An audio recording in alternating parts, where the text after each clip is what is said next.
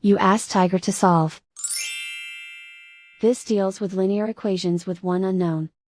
The final result is x equals 27/2. Let's solve it step by step. Simplify the expression. Break up the fraction. Find the greatest common factor of the numerator and denominator.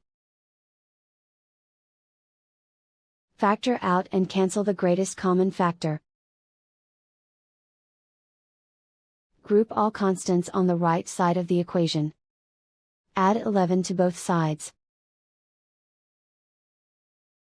Simplify the arithmetic.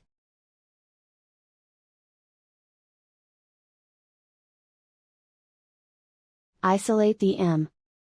Multiply both sides by inverse fraction 3/4. Group like terms. Multiply the coefficients. Simplify the fraction. Multiply the fractions. Simplify the arithmetic.